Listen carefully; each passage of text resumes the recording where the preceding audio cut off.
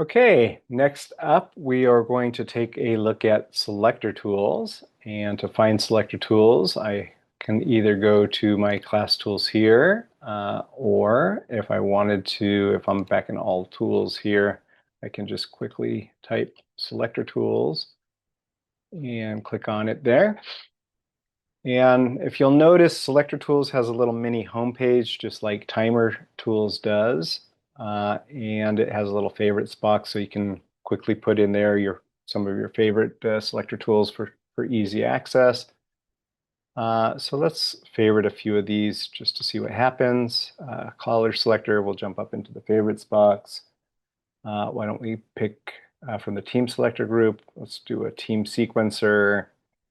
How about a partner picker and the name selector, and then just a role assigner. So we'll check out some of those selectors to see what they do.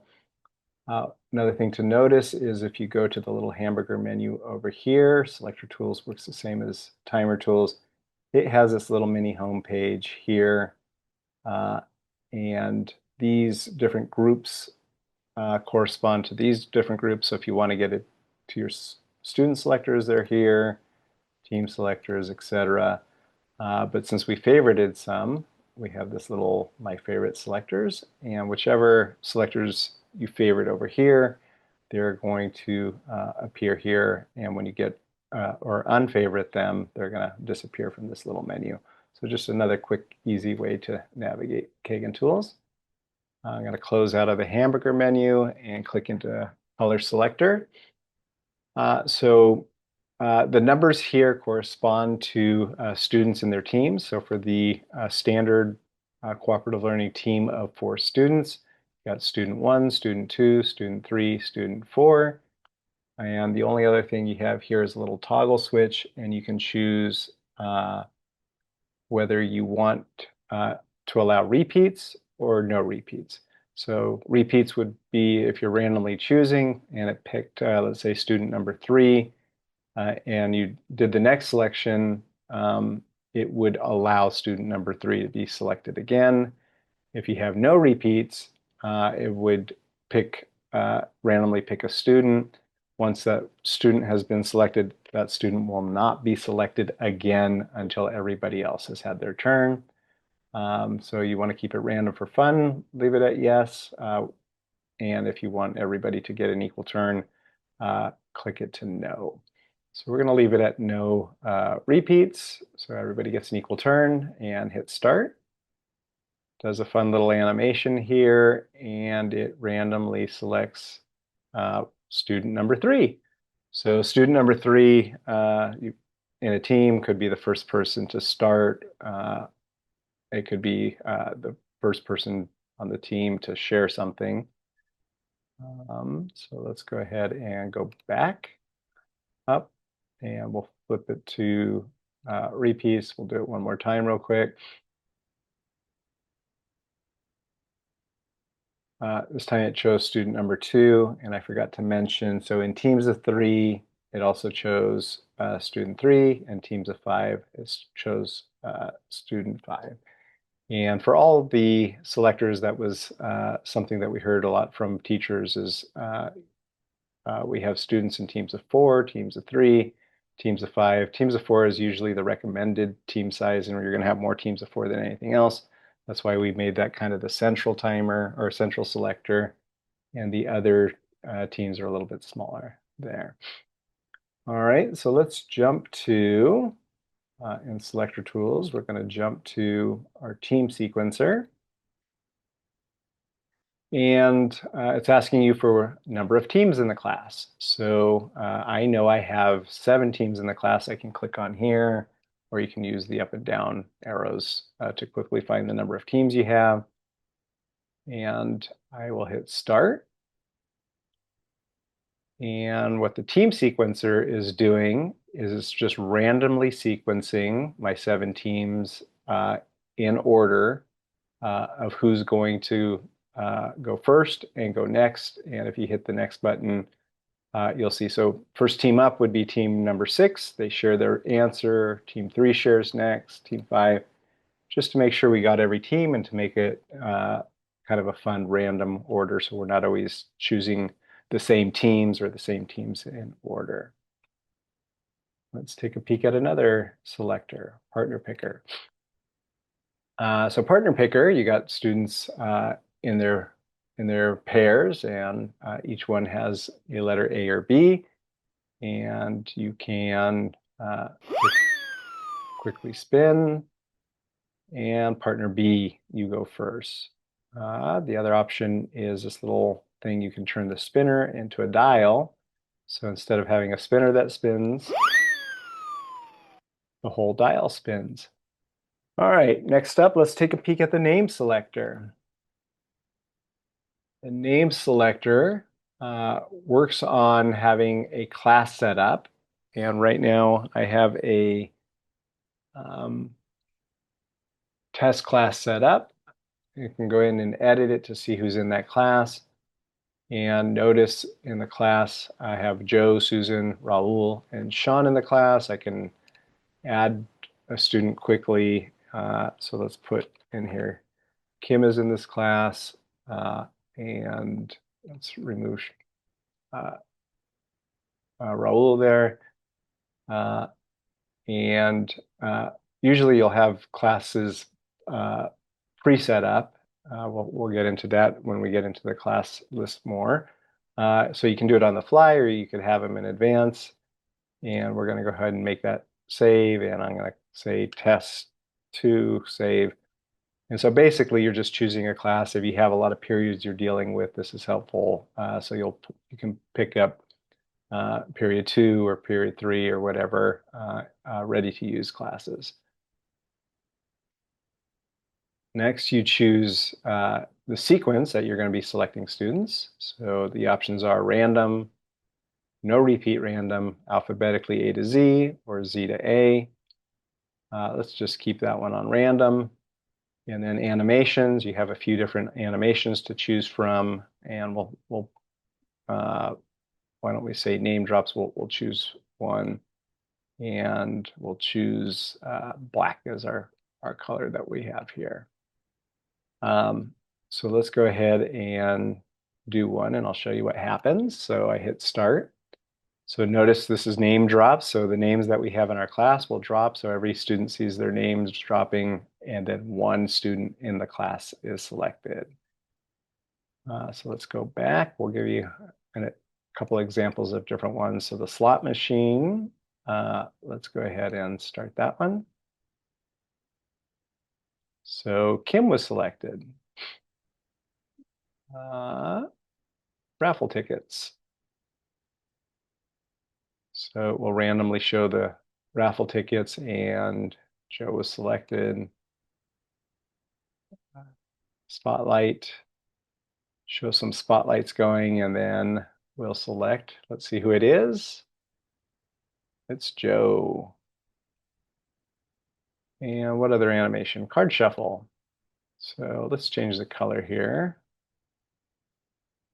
Make it a little bit more fun than black. So shows the cards, and Joe was selected. All right, so you get the idea with a name selector. Let's go back here. Another quick little tip here is we call it the name selector, but if you think about it, you can create a new list, and you could do anything with this list that you randomly want to choose stuff for. So say you wanted to do, had students come up with some ideas for what they wanted to do for PE, and they said, okay, well, let's do, have a softball game, and let's do, no, we don't want to do that. Let's do kickball, or let's play, soccer, or basketball. Save. So now those are our options for PE, and we're going to randomly pick one of those options, and we chose randomly softball. So you can use that list for whatever you want, and remember, you can always save multiple lists in here to use for different purposes. Okay, so the next tool we're going to look at here is Who's Up. let's click into Who's Up. And here's your settings here. So edit the prompts. So these are written prompts to select a student, whether they're in pairs or in their teams. So which one of the partners has the darker shoes, or if you're in teams, which teammate is closer to the teacher. And we have some preloaded prompts in here, 20 preloaded prompts. You're welcome to use these. If you don't like them or want to change them for whatever reason, feel free to change them and save your own set of prompts however you want. And at any point, you can click this reset button and go back to the default set. So I'll just show you, for example, this is a test. If I saved it and edited it, this is a test would still be in there, but if I wanted to go back to the default set, I just hit the reset button. So let's go ahead and just keep the existing set of prompts that we have built in there. Hit cancel there. So we're going to accept that group. Next, you get to decide what sequence do you want those prompts to come up. Do you want them to come up in random order? So if there's 20 prompts in there, they'll randomly come up.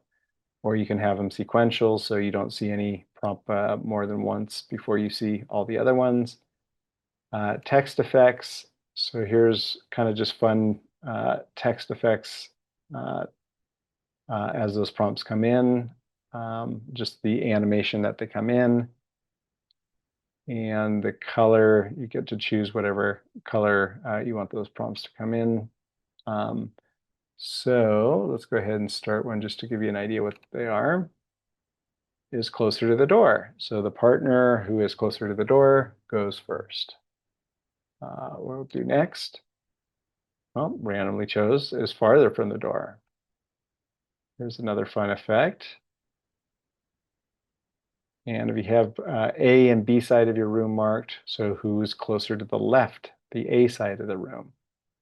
Okay, so you get the idea of what this is used for selecting students with fun prompts. And the other little thing I'm going to mention is the prompts that we have saved here, whatever set of prompts that we have saved here. Some of the structure tools that we have will use prompt as a way of selecting students, and it will draw from these prompts. So you are welcome to customize those as you see fit for your own class. All right, and let's look at one more selector. We're going to look at the role assigner. We won't be going through all of the selectors because there's so many of them. But the role assigner is if you have students working in projects, cooperative learning projects, a lot of times they're assigned different roles. Some of the structures that we have give students different roles. And we have this picked roles down here. So we provided some pre-made roles in here. So for example, if I'm doing 4S brainstorming, one student is in charge of making the ideas fast, getting funny ideas, providing support and encouragement, asking for synergy among the team. So here's the 4 different roles, and this is saying basically student 1, this is your role, student 2, this is your role. We can do them randomly, or we can rotate them every time we hit this. So I'll just flip through a couple of these. Fan and pick, for example. Somebody reads the question, someone answers, someone paraphrases, someone praises. Or you have a special project that you're working on, and I want to have somebody doing all the cutting, somebody doing all the measuring, someone doing all the coloring, and somebody doing all the recording. And I'm going to just say, we're going to call this one our team project. Save. But if we had a team project and we had every student 1 was always doing the cutting, never had the opportunity to do recording, that would not be great. So that's where rotating the roles comes in handy. So it's a nice visual, but then also when you hit the start, has a nice little animation that just kind of switches them. So here's what happens when you randomize them. So you can randomly assign roles and you can rotate roles with the role assigner. And that's it for selector tools. As you can see here, there's quite a few more selectors for you to check out and to use.